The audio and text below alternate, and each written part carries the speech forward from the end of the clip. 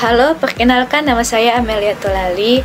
Di sini saya akan mempresentasikan mata kuliah Entrepreneurship dengan materi mengenai mengelompokkan gagasan-gagasan atau ide bisnis, mengidentifikasi peluang-peluang bisnis, melakukan riset pasar sebagai suatu peluang, melakukan pengelolaan peluang pasar.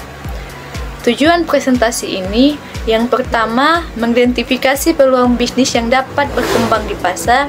Yang kedua, menjelaskan berbagai metode dalam menilai peluang bisnis. Yang ketiga, melakukan riset pasar sebagai dasar dalam mengevaluasi potensi bisnis.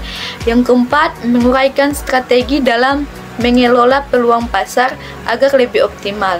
Yang kelima, menjelaskan penting membangun ide bisnis yang inovatif dan sesuai dengan kebutuhan pasar.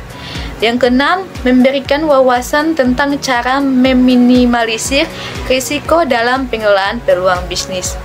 Selanjutnya, kita masuk dalam pembahasan identifikasi peluang bisnis.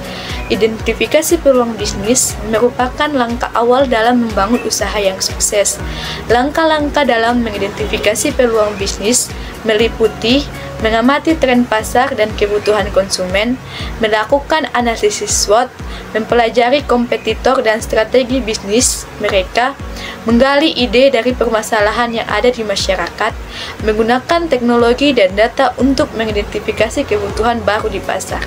Selanjutnya, penilaian peluang bisnis.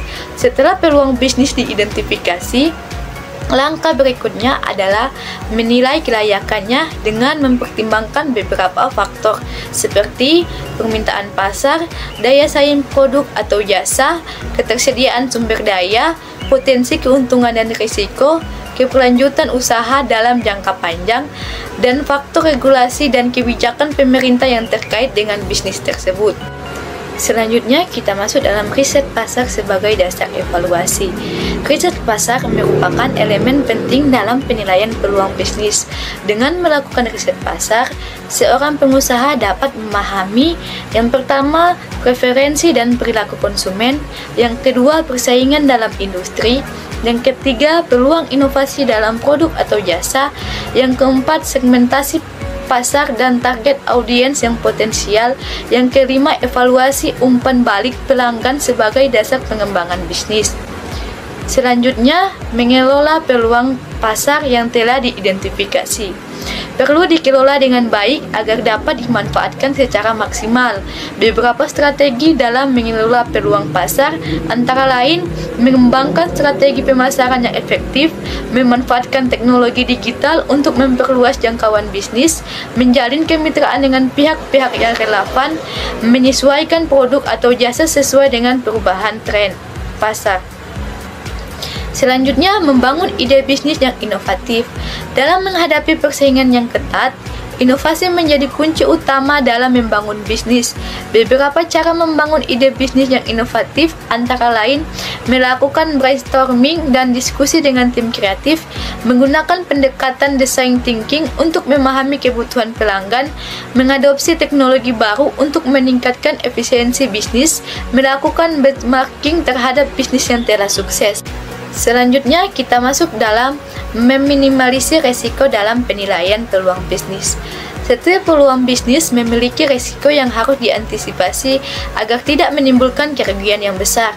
Beberapa langkah dalam meminimalisir risiko antara lain melakukan analisis risiko secara menyeluruh sebelum memulai bisnis, menggunakan strategi diversifikasi produk untuk mengurangi ketergantungan pada satu pasar, menyiapkan dana cadangan untuk mengatasi kemungkinan kegagalan, mengikuti regulasi yang berlaku agar bisnis tetap legal dan berkelanjutan.